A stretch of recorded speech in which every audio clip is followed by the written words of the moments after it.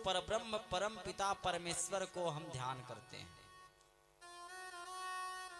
कहा जन्माद्यस्य यतोन्वयाद इतरतः, जो भगवान जन्म देने वाले हैं, जो भगवान पालन करने वाले हैं और जो भगवान संहरण करने वाले हैं, ऐसे परब्रह्म परमात्मा का हम ध्यान करते हैं। देखिए भागवत के पहला श्लोक में देवी देवताओं का नाम नहीं लिखा, कहा सत्यम परम धीमहि, हम सत्य का ध्यान कर रहे हैं। तो भैया सत्य क्या है, कथा में हमने पहले भी इसकी चर्चा की है। पहला श्लोक जो है प्रथम स्कंद का, उसमें लिखा कि सत्यम परम धीमहि, हम सत्य स्वरूप ब्रह्म का ध्यान करते हैं। वो कैसे हैं? कहा जतोन्वयाद इतरतः, का जो पूरे सृष्टि के कण कण में विराजमान है। कहते हैं ना लोग कि भगवान पत्ते पत्ते और कण कण में है। वही बात भागवत के प्रथम श्लोक में कह रहा है। कहा कि जिनका कण कण में निवास हो, और क्या कहा स्वराट, जो स्वयं प्रकाशमान हो, अभिज्ञः, जो सब कुछ जानने वाले हों,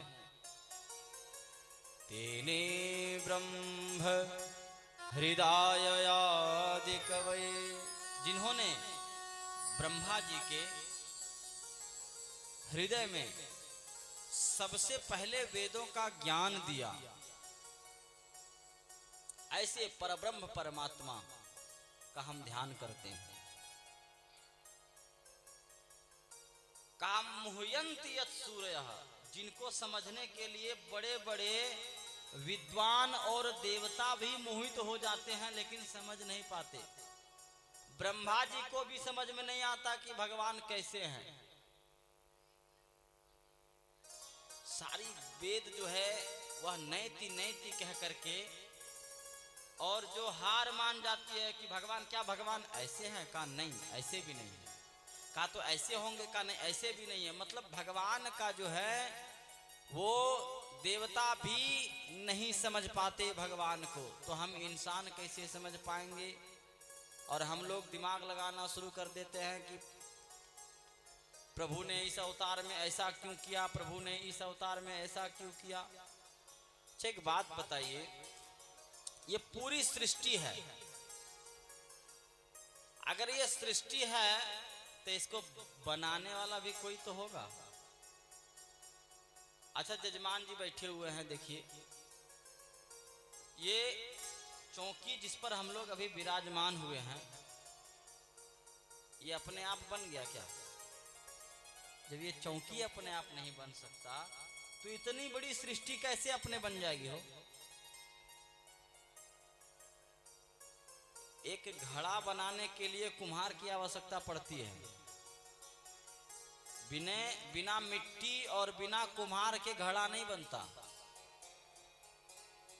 तो जब बिना मिट्टी और बिना कुम्हार के एक घड़ा नहीं बन पा रहा है, तो इतना बड़ा संसार ऐसे बन जाएगा। तो इसका मतलब है कि इसको बनाने वाला भी कोई है। ये शरीर जो है, आप करोड़ों रुपया खर्च करके इसका एक भी अंग नहीं बना सकते। भगवान ने जो आपको यह शरीर दिया है, इस प्रकार का शरीर आप करोड़ों रुपया खर्च करके भी नहीं प्राप्त कर सकते। शरीर का तो छोड़ो, अगर कोई अंग भी खराब हो जाए तो वो अंग भी आप नहीं बना सकते। अंग का भी छोड़ो, दांत भी अगर टूट जाए ना, तो पुनः आप वो दांत नहीं ला सकते जो भगवान ने आपको दिया है। तो भगवान आप और हमको जितना भगवान ने दे दिया, उसी में संतुष्ट रहना सीखें। क्योंकि यदि हम पुष्ट शरीर को प्राप्त किए हैं, तो इससे बड़ा धन और कुछ नहीं होता।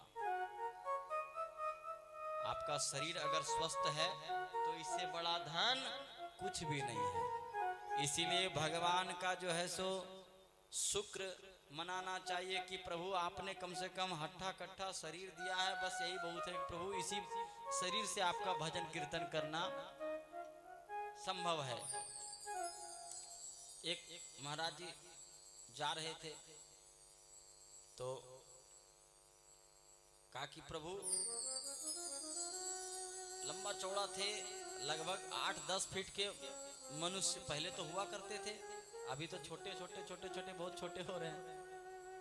तो उसको उसके नाप का चप्पल ही नहीं मिलता था कहीं, न चप्पल न जूता।